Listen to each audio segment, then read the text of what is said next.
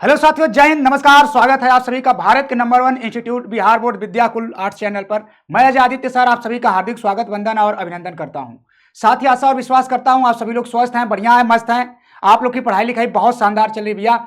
तो आइए, आज की हम लोग की टॉपिक बेहद इंपॉर्टेंट है। आज हम लोग का जो चैप्टर 8 है, 8वें नंबर अध्याय की हम लोग चर्चा करेंगे, जिसमें हम लोग बात करते हैं पर्यावरण एवं प्राकृतिक संसाधन, है ना। ये बहुत इंपॉर्टेंट टॉपिक होती है। अगर इस टॉपिक की अगर बात किया जाए तो यहां से अच्छे प्रश्न आपके एग्जाम में कवर होते हैं। तो इन्हीं प्रश्नों की हम लोग चर्चा करेंगे। हमें पूरी उम्मीद है कि इसके पुराने वीडियो जो हम लोग कल देखे थे, पर्यावरण का इंट्रोडक्शन देखे थे, आज की जो बात होगी भैया, आज हम लोग की जो बेसिकली बात होगी, ये पर्यावरण से संबंधित जो बातें होंगी उसमें देखेंगे कि साझी संपदा क्या होती है। उसके बाद देखेंगे पर्यावरण के जो क्योटो प्रोटोकॉल था वो क्या होता है। हम लोग देखे थे अभी रियो डी जेनेरियो में जो होता है ब्राजील वाला जो सम्मेलन था 1992 में, उसमें क्या क्या बातें रखी गई, क्या क्या पक्ष रखा गया, इन्हीं मुद्दों पर हम लोग को चर्चा करनी है। इन्हीं बिंदुओं को हम लोग आगे चर्चा करने वाले हैं। ठीक है भैया, तो आइए आगे हम लोग बात करते हैं बाबू। यहां पर अगर हम बात करते हैं बाबू, तो यहां पर ध्यान दीजिएगा आप सभी लोग, यहां पर ध्यान देंगे आप बाबू कि हम लोग का जो है अध्याय 8 कौन सा है बाबू, अध्याय 8 है ना। अध्याय 8 है। अध्याय 8 का जो टॉपिक का नाम हम लोग के है, ये टॉपिक जो हम लोगों की क्या है, पर्यावरण, है ना। पर्यावरण एवं प्राकृतिक संसाधन, है ना। पर्यावरण एवं प्राकृतिक संसाधन की बात करते हैं। अब देखिएगा भैया कि इसके बारे में हम लोग कल बात कर चुके हैं कि पर्यावरण का मतलब क्या होता है, परिधन आवरण की बात होती है। क्या होता है, परिधन आवरण बराबर क्या हो जाता है, पर्यावरण हो जाता है। क्या हो जाता है भैया, पर्यावरण हो जाता है। ठीक है, हम लोग इसके बारे में चर्चा किए थे कल। यहां तक हम लोगों की बात हुई थी कि पर्यावरण के देखेंगे इससे संबंधित क्या है, इसको प्रभावित करने वाले प्रमुख कारकों के बारे में भी हम लोग बात कर लिए थे, है ना। क्या बात किए थे, पर्यावरण को प्रभावित करने वाले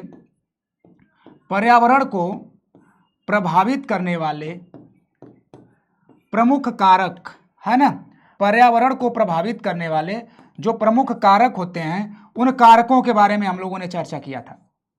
जैसे कि हम लोग कल बात कर रहे थे, जल प्रदूषण हो जाता है ना, वनों की कटाई हो जाती है, और उसके बाद हम लोग देख रहे थे कि जैसे औद्योगिकीकरण का बढ़ावा देना होता है, संसाधनों का दोहन, ये सब क्या है, ये पर्यावरण में देखेंगे कि कहीं न कहीं प्रदूषित करने में अपनी अहम भूमिका अदा करते हैं। इसलिए हम लोग इससे क्या उपाय की जा सकती है, इसके बारे में भी हम लोग चर्चा करते हैं। तो यहाँ पर उसके उपाय में हम लोग देखते हैं कि जैसे वनों का संरक्षण करके कर सकते हैं, जल को दूषित न होने दिया उसको बचाया जाए, जनसंख्या पर नियंत्रण किया जाए। ये सभी बातें जो होती हैं भैया, हम लोगों की पर्यावरण प्रदूषण से बचाव के उपाय में रखी जाती हैं। अब उसके बाद अगर हम लोग बात करते हैं पर्यावरण के प्रदूषण के उपाय में, अगर बात करते हैं तो पर्यावरण प्रदूषण के उपाय के लिए हम लोग जब चर्चा करेंगे तो जैसे जनसंख्या वृद्धि हो गई या फिर वनों की कटाई जो हो रही है उसको रोका जा सकता है, जिससे कि हमारे पर्यावरण का संतुलन बना रहे। और इसके साथ ही साथ इसी संबंध में देखते हैं आगे चलकर 1992 में जो ब्राजील के एक शहर रियो डी जेनेरियो में एक सम्मेलन किया जाता है। इस सम्मेलन में जब बात होती है, तो जब सम्मेलन में जब बैठक होती है तो पर्यावरण को लेकर कई बिंदुओं पर चर्चाएं की जाती हैं, जिसमें यह कहा जाता है कि पर्यावरण को कैसे सुरक्षित और संरक्षित रखा जा सकता है। और वहीं पर आगे एक बात और रखी गई जो साझी संपदा से संबंधित है। बेटा साझी संपदा क्या होती है, इसी मुद्दे को हम लोग आज चर्चा करेंगे।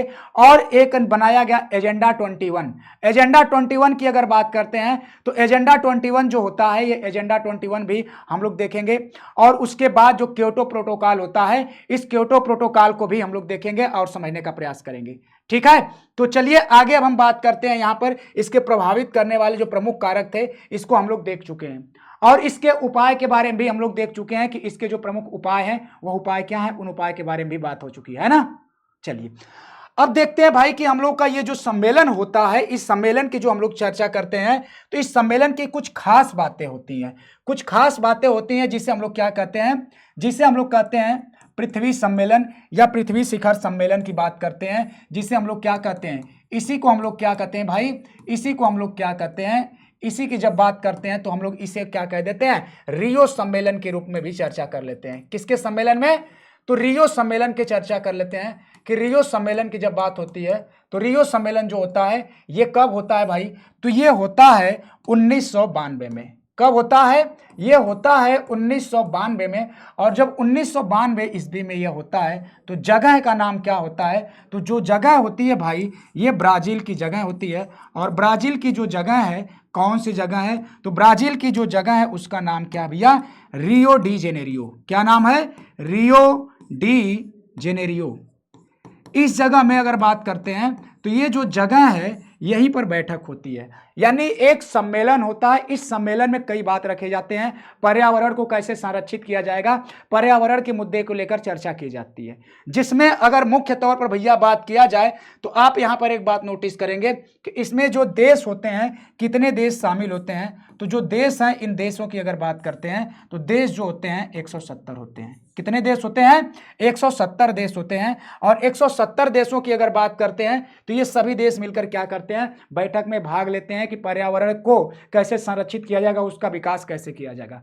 यहीं पर एक देखेंगे क्या दिया जाता है, एक बात होती है, एक देखेंगे एजेंडा 21 दिया जाता है। एजेंडा 21 के तहत क्या कहा गया? इसके तहत यह प्रावधान रखा गया कि जितने भी देश हैं, चाहे विकसित हैं चाहे विकासशील देश हैं, ये सभी देश क्या करेंगे? पर्यावरण को संरक्षित करने का प्रयास करेंगे। अब पर्यावरण को संरक्षित कैसे किया जाएगा भाई?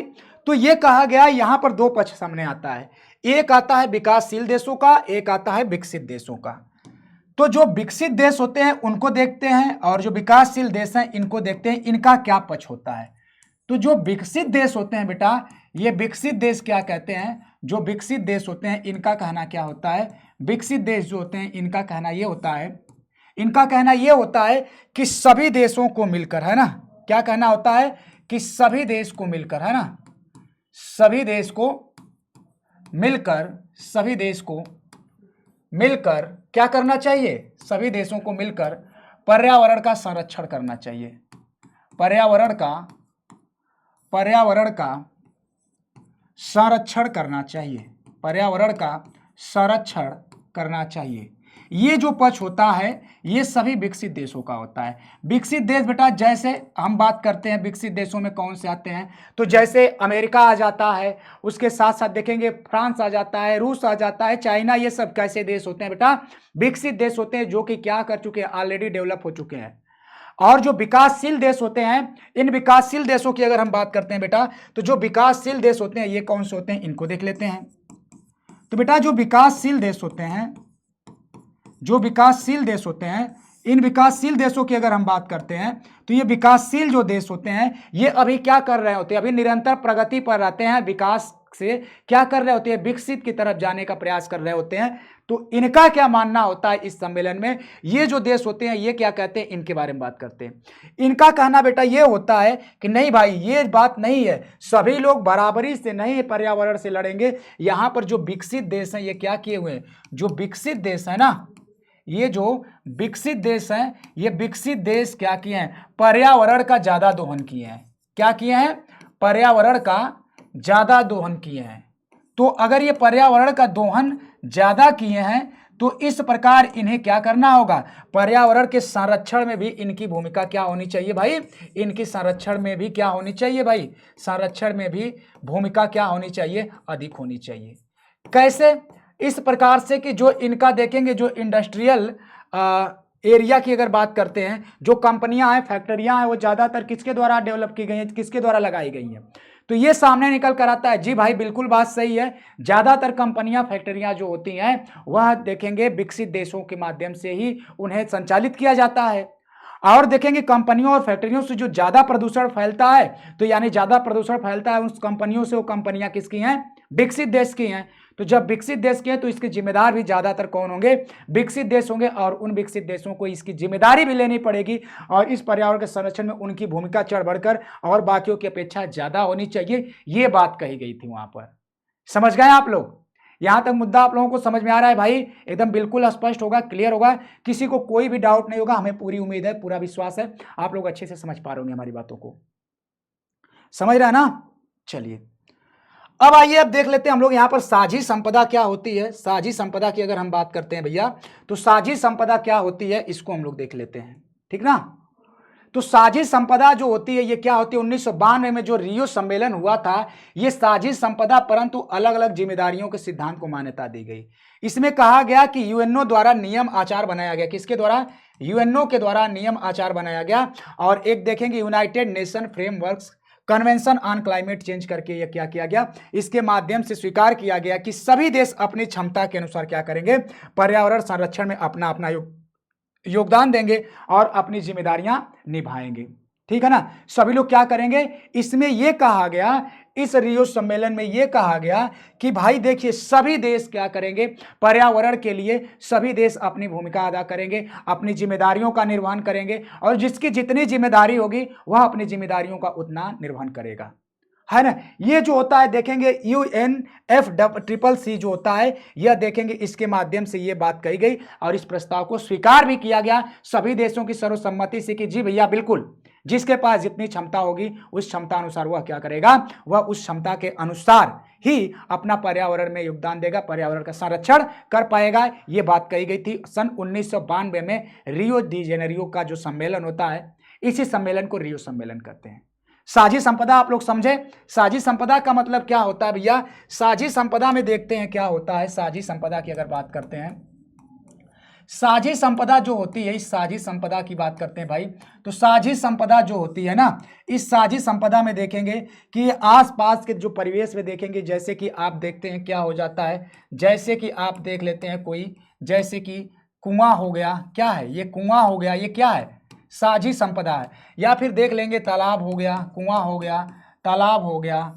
या फिर आप देखते हैं जैसे कि कोई चारागाह हो गया, है ना, ये सब क्या है भैया, तो ये साझी संपदा है। और इन सब के बारे में भी हम लोग जब चर्चा करते हैं तो इन्हीं मुद्दों के बारे में हम लोग देखेंगे। यहाँ पर ये साझी संपदा को लेकर चर्चाएं होती हैं।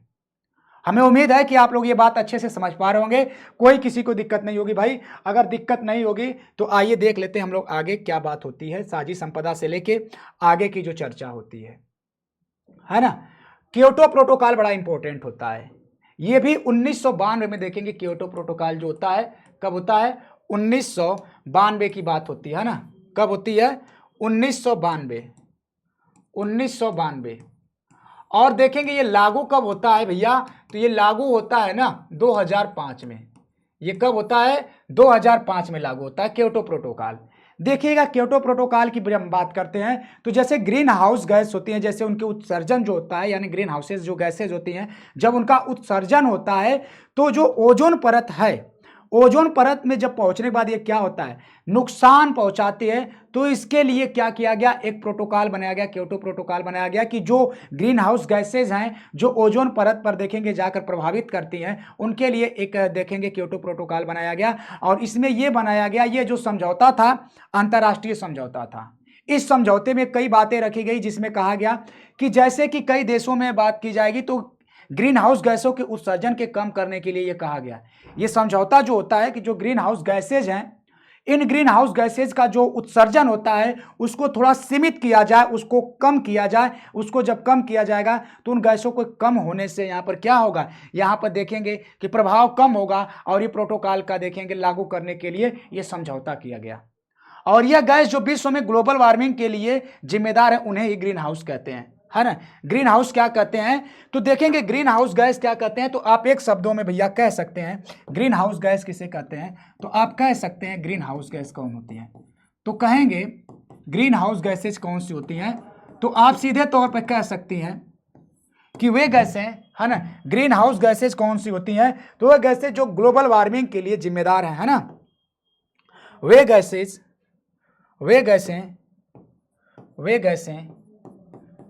जो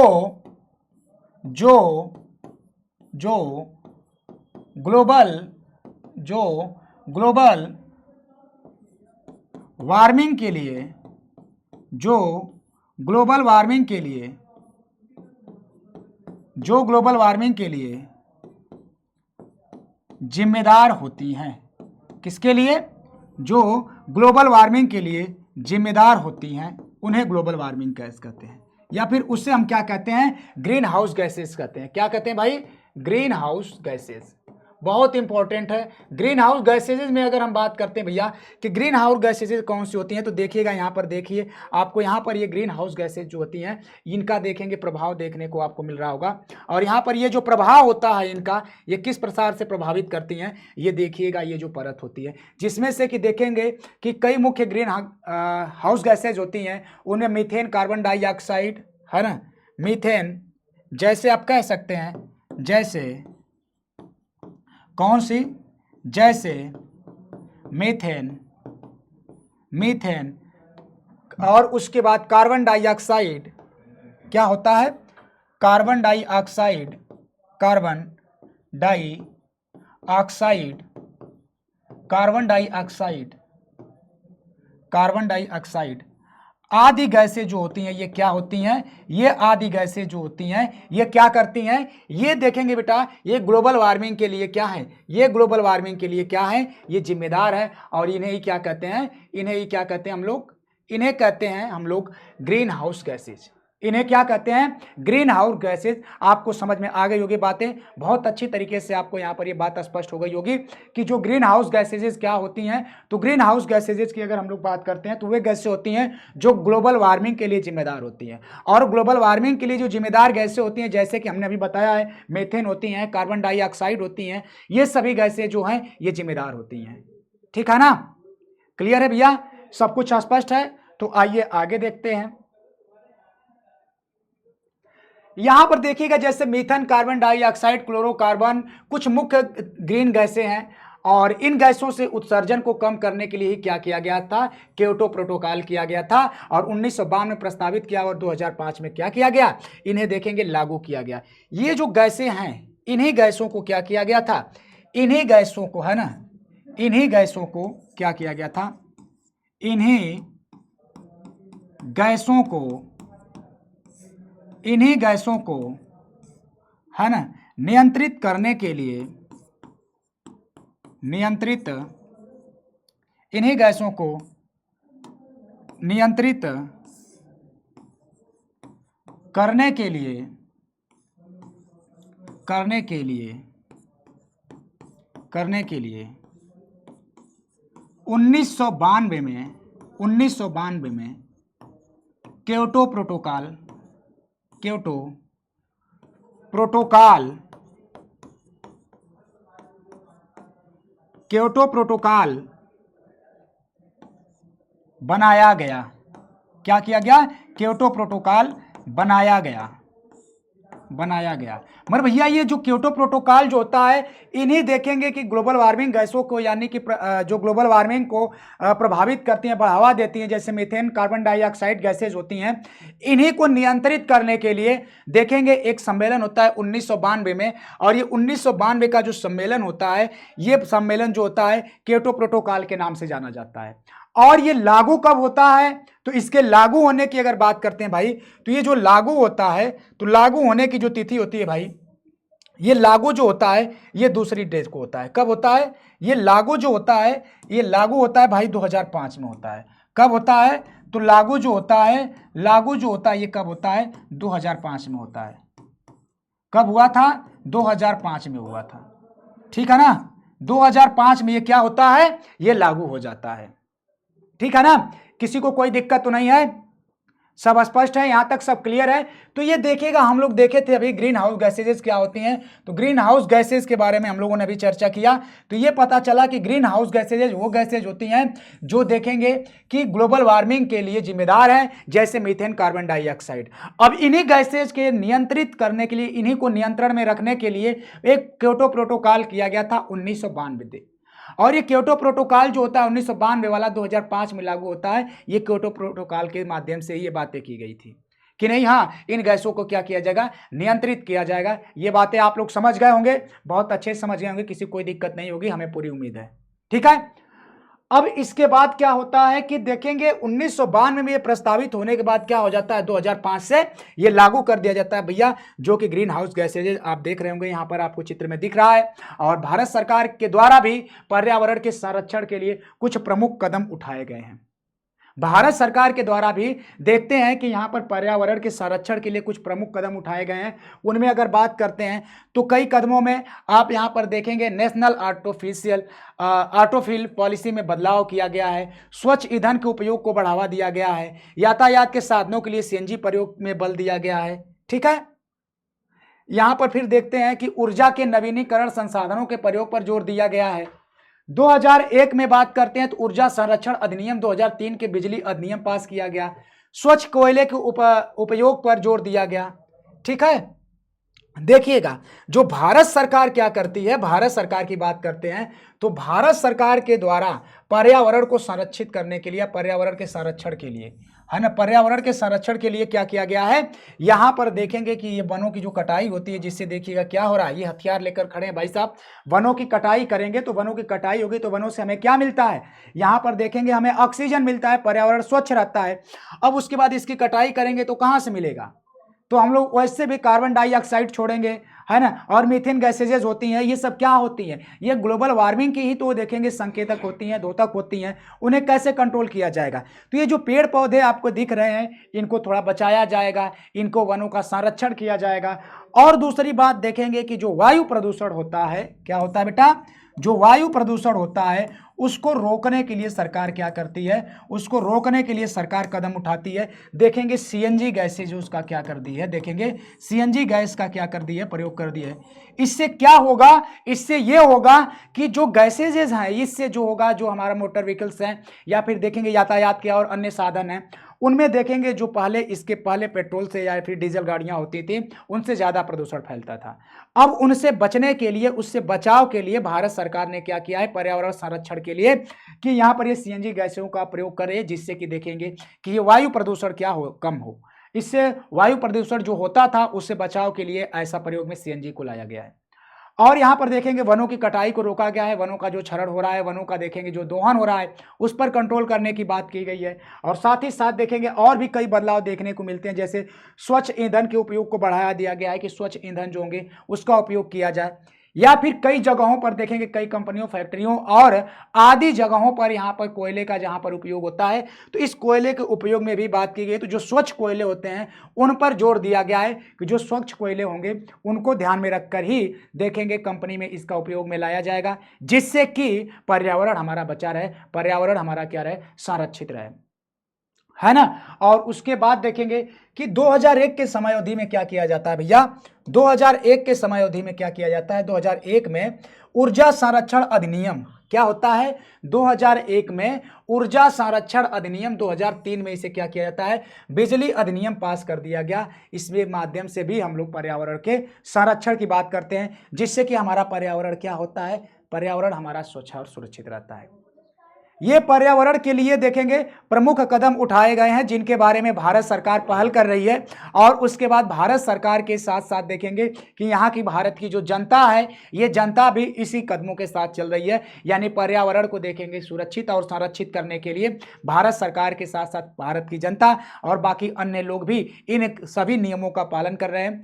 अत्यधिक मात्रा में वनों की देखेंगे बचत करने का प्रयास किया जा रहा है, या सीएनजी गैसेजों का प्रयोग किया जा रहा है, या फिर स्वच्छ कोयले का उपयोग किया जा रहा है ईंधन के रूप में जहां किया जाता है, जिससे कि हमारा पर्यावरण बचा रहे और जिससे कि जो ये मीथेन गैसेजेस होती हैं, कार्बन डाइऑक्साइड गैसेजेस होती हैं, इनसे बचाव के लिए जो प्रोटोकॉल बनाया गया है, जिसे क्योटो प्रोटोकॉल कहते हैं। ये क्योटो प्रोटोकॉल जो होता है, ये इस क्योटो प्रोटोकॉल को 2005 में बाकायदा लागू भी कर दिया गया है। ठीक है ना। हमें उम्मीद है कि यहां तक आप लोगों को बात हमारी अच्छे से समझ में आ रही होगी। जो हम बताने का प्रयास करें, आई होप कि आप लोगों को यहां तक कोई दिक्कत नहीं होगी, है ना। यहां तक किसी को भैया कोई दिक्कत नहीं होगी। अब पर्यावरण से रिलेटेड एक बड़ा शानदार आंदोलन होता है। इस आंदोलन को क्या कहते हैं, देखिएगा, पर्यावरण से संबंधित जो आंदोलन होता है भाई, ये आंदोलन कौन सा है, तो चिपको आंदोलन होता है। पर्यावरण को बचाने के लिए भारत का एक बहुत बड़ा आंदोलन हुआ था, जिसे चिपको आंदोलन कहते हैं। ये चिपको आंदोलन क्या होता है, इसके बारे में हम बात करते हैं। ये चिपको आंदोलन काफ़ी इंटरेस्टिंग है। आपके देखेंगे पॉलिटी में मिल जाता है, हिस्ट्री में मिल जाता है, और आपको भारत का नागरिक होने के नाते अगर पर्यावरण से संबंधित बातें करना चाहते हैं तो पर्यावरण के बचाव और संरक्षण और उसको संरक्षित करने के लिए एक शानदार आंदोलन चलाया गया था, जिसे क्या कहते हैं, जिसे चिपको आंदोलन कहते हैं। बड़ा इंपॉर्टेंट होता है। इसके बारे में कुछ बेसिक कहानियां, इसके पीछे की लंबी कहानी है। बेसिकली हम यहाँ पर थोड़ी सी बात बताएंगे कि ये चिपको आंदोलन बेसिकली था क्या। ये पर्यावरण को संरक्षित करने के लिए ये देखेंगे कि उस समय उत्तर प्रदेश का ही क्षेत्र हुआ करता था जो आज उत्तराखंड बना हुआ है। तो ये उत्तराखंड में देखेंगे, उत्तराखंड राज्य का एक चमोली जिला होता है। इस चमोली जिला में वहां के लोगों के द्वारा जैसे कि ये वनों की कटाई हो रही थी, तो इस वनों की कटाई को रोकने के लिए जो स्थानीय लोग हैं, और इस चिपको आंदोलन से कई नाम और भी जुड़े हुए हैं, जैसे देखेंगे कि आपके बहुगुणा आते हैं, और उसके बाद इस आंदोलन में भी देखेंगे नर्मदा बचाओ आंदोलन को इसी के संबंधित रखा जाता है। तो यहाँ पर यह किया जा रहा था कि जो पेड़ काटने वाले आते थे उनसे इन पेड़ों को बचाने के लिए जो वहाँ की जनता थी वो क्या होते थे, वहाँ पर रुक जाते थे और बैठकर इस पेड़ों से क्या होते थे, चिपक जाते थे। पेड़ों से चिपक जाने के बाद वह चाहते थे कि देखिएगा यहाँ पर आपको दिखाया गया होगा, ये देखिएगा आपको यहाँ पर भैया दिखाया गया होगा कि ये चिपको आंदोलन जो है ये क्या है। ये चिपको आंदोलन देख रहे हैं आप, ये महिलाएं हैं, पुरुष हैं, ये पेड़ से चारों तरफ क्या हुए हैं, ये देखिए चिपके हुए हैं, है ना। ये पर्यावरणीय आंदोलन जो होता है ये भारत और विश्व में कई आंदोलन होते हैं, भारत में जो किया गया ये आंदोलन होता है, ये चिपको आंदोलन सबसे इंपॉर्टेंट रखा जाता है। चिपको आंदोलन जो होता है ये सबसे इंपॉर्टेंट होता है, और नर्मदा नदी बचाओ ये आंदोलन होता है। चिपको आंदोलन की बात कर लेते हैं भैया। ये चिपको आंदोलन जो होता है इसकी अगर हम बात करते हैं तो ये चिपको आंदोलन के बारे में थोड़ा सा आप नोट कर लीजिएगा, क्योंकि इसके बारे में अगर आप लिख रहे होंगे तो लिखते टाइम अगर बात करेंगे तो हो सकता है कि आपको यहाँ पर कुछ अंक और अच्छे से मिल जाए। चिपको आंदोलन जो होता है भैया ये कहाँ पर होता है, तो आप कहेंगे है ना उत्तराखंड राज्य के चमोली जिला, कौन सा, चमोली जिला से प्रारंभ किया गया था। चमोली जिला से क्या किया गया था भैया, इसको प्रारंभ किया गया था। और ये चिपको आंदोलन में और क्या होता है, इस चिपको आंदोलन में और क्या होता है, इसके अंतर्गत देखेंगे कि बाद में फिर चलकर इससे जुड़े कई और पर्यावरणविद लोग होते हैं, वह लोग इससे आगे चलकर इस पर कार्य करते हैं। और ये चिपको आंदोलन के साथ साथ देखेंगे कि और भी इसे अन्य क्षेत्रों में भी फैलाया गया था। इससे लोग पेड़ों से चिपक जाते थे, पेड़ों की सुरक्षा करते थे जिससे कि पर्यावरण को संरक्षित रखा जा सके। तो ये चिपको आंदोलन के बारे में बातें हुई हैं हम लोगों की। आई होप कि आप लोगों को बातें अच्छे से समझ में आ रही होंगी बेटा, है ना, अच्छे से समझ में आ रही होंगी। बात करते हैं संसाधनों की भू राजनीति। तो विश्व में सबसे बड़ी खासियत में से एक यह है कि विश्व किसी भी देश के पास सभी संसाधन उपलब्ध नहीं है। यही इतिहास के देशों में अगर देखा जाए तो बीच के टकराव की सबसे बड़ी वजह रही है। यूरोपीय ताकतों में अगर बात करते हैं तो यूरोपीय ताकतों का विश्व में फैसला और छोटे देशों पर कब्जा भी संसाधन हासिल करने के लिए ही था। अगर हम बात करते हैं जो यूरोपीय देश होते हैं, वह यूरोपीय देश छोटे देशों पर कब्जा क्यों करते थे, छोटे देशों पर कब्जा करने के पीछे उनकी मंशा क्या थी, वह उनकी मंशा जो थी वह सिर्फ मंशा ये थी कि उसके साधनों और संसाधनों पर क्या किया जा सके, उस पर कब्जा किया जा सके, उस पर क्या किया जा सके, कब्जा किया जा सके। तो इन्हीं साधनों संसाधनों पर कब्जा करने के लिए यूरोपीय देश जो होते हैं ये छोटे छोटे देशों पर कब्जा करने का प्रयास करते रहे। ये इतिहास गवाह रहा है, जिसके बारे में हम लोग देखते हैं कि इसकी भू राजनीति के बारे में जब इसका देखेंगे, बैकग्राउंड देखेंगे, तो जो पहले से उपनिवेशित राज्य रहे हैं उनके जो साधन संसाधन रहे हैं उनका उपयोग कौन करते रहे, जो यूरोपीय बड़े देश रहे हैं वह उनका उपयोग करते रहे हैं। ठीक है, यहां तक सबको क्लियर है ये बात, किसी को कोई दिक्कत तो नहीं है ना। अब देखिएगा विश्व में कुछ देश जिनके पास खनिज संसाधन है, जबकि कुछ देश ऐसे भी हैं जिनके पास प्राकृतिक संसाधन भरपूर मात्रा में हैं। देखिए खनिज संसाधन और प्राकृतिक संसाधन की अगर बात करते हैं तो खनिज संसाधन ऐसे संसाधन होते हैं जैसे देखेंगे कि आप क्या आ जाता है, जैसे कोयला आदि वगैरह हो जाता है, ये क्या है, कोयला हो गया, या फिर क्या हो गया बेटा, तेल हो गया, ये क्या होता है, ये खनिज संसाधन है। कुछ देशों के पास जैसे देखेंगे सऊदी अरबिया और कुवैत वगैरह, यहाँ पर क्या है, तेल वगैरह है। और बाकी देखेंगे हमारे भारत में जैसे देखेंगे झारखंड वगैरह में क्या है, कोयले का भंडार है। तो ये कैसे है, खनिज संसाधन है। और प्राकृतिक संसाधन की अगर बात करते हैं बेटा, तो जैसे प्राकृतिक संसाधन हमारे यहाँ देखेंगे कि हमारा पर्यावरण ही है उसमें, और यहाँ के देखेंगे कि जो वन हैं, और वनों के साथ साथ जो देखेंगे कि यहाँ के हमारे और भी जैसे भूजलीय क्षेत्र हैं, ये सब क्या है, हमारे प्राकृतिक संसाधन है, जिनके माध्यम से हम कुछ न कुछ इनसे हम अपने जीविकोपार्जन में या व्यावहारिक जीवन में कुछ उपयोग ले पाते हैं, कुछ लाभ ले पाते हैं। है ना।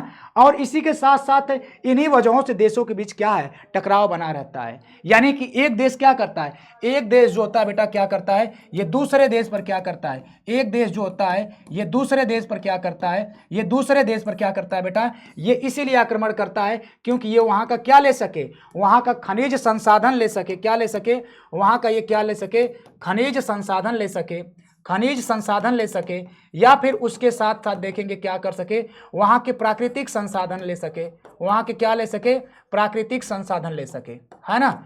ये बात जो होती है बहुत इंपॉर्टेंट है और ये आप समझ गए होंगे। हमें पूरी उम्मीद है कि देखेंगे प्राकृतिक संसाधन क्या होता है और खनिज संसाधन क्या होता है। हमें पूरी उम्मीद है कि आप लोग यहां तक समझ गए होंगे हमारी बातों को, है ना।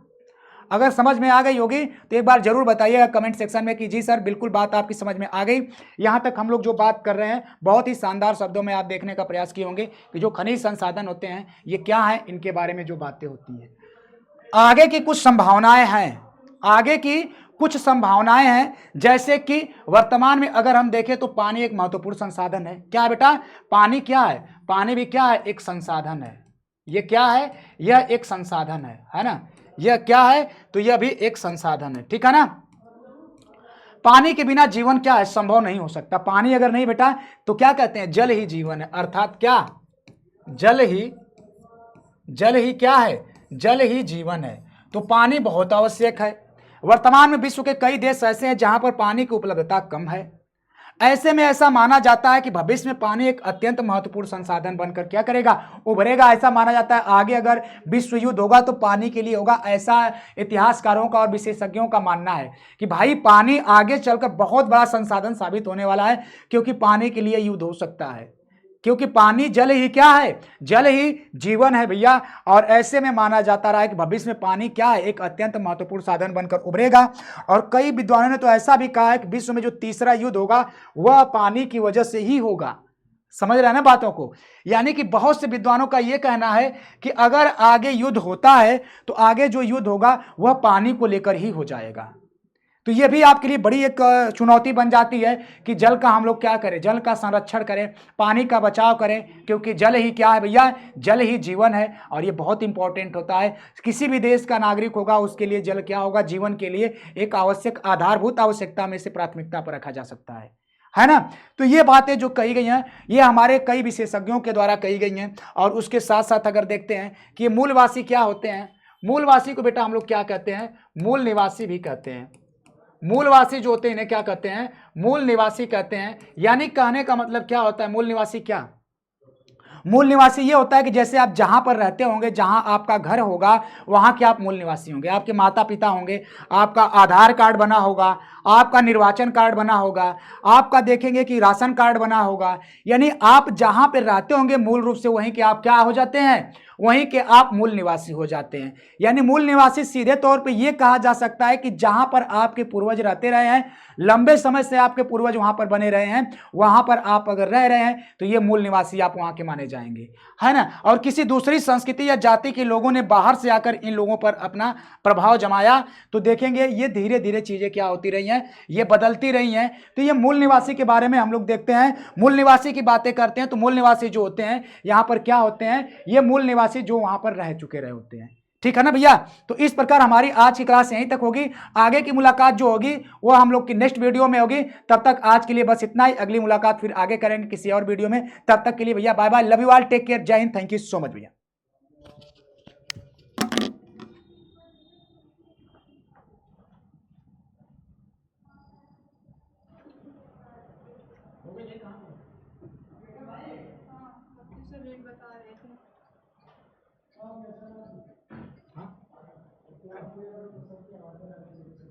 बंद नहीं हो गया कहाँ पे